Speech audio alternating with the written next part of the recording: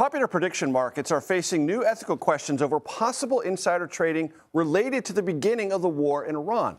The blockchain analytics firm Bubble Maps posted that 6 suspected insiders made, wait for this, $1.2 million betting on a military strike to occur, the timing thereof. A growing number of Democratic lawmakers, lots of other people who are just interested in this, are calling for some kind of action or maybe legal curbs on these kinds of wagers. One of them, California Democratic Congressman Mike Levin, who joins me now. Mike, it's good to see you. Walk me through what you want to do and what do you think the problem is?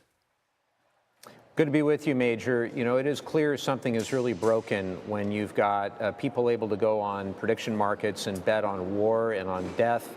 It's immoral, it's disgraceful, and it really needs to be illegal. And the reality is that the CFTC, the Commodities Futures Trading Commission, was supposed to come out with regulations. They were also supposed to do an investigation on Polymarket. Neither of those things happened because when Donald Trump became president and Donald Trump Jr. joined the advisory board of Polymarket, all of that stopped. And so if the CFTC won't act, we need to act in Congress, and we need to ban this once and for all. And I'm discussing with a number of my colleagues, House and Senate, the best way to get that done. But we will get that done. Very quickly, break down what happened, how this actually goes on, what goes down. Well, you have people that may have access to inside material, non-public information with regard to our war strategy or our planning, and they're able to trade on the basis of that information. Insider trading is wrong in any context, but it's particularly wrong when we're talking about matters of life and death, literally betting on war. It's unfathomable that anybody would be able to do that. And, of course, Polymarket has tried to hide behind a loophole saying that the bet is really about regime change and not about whether somebody lives or dies or whether we go to war. It's a distinction without a moral difference. We've got to put a stop to it, and we've got to do it now. Is this anything approaching a bipartisan conversation, Mike?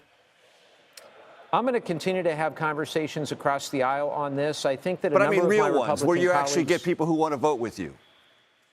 Well, they know it's wrong, Major. Whether or not they're willing to co-sponsor or vote for it, that remains to be seen, because there's such cowardice to cross this administration from my colleagues. I wish it weren't the case, but they don't want to get sideways because they're worried about getting primaried. They're worried about losing their jobs. And that's the case, you know, was the case with the War Powers vote today. It's just sad to see. Congressman, I got a minute. Setting the Polymarket thing aside, assess where you think this war is heading. Well, if you listen to Pete Hegseth, Marco Rubio, Donald Trump, first of all three of them have referred to it as a war, a sustained military operation. I'm seeing reports that it could last several more months. We just don't know what the exit strategy is.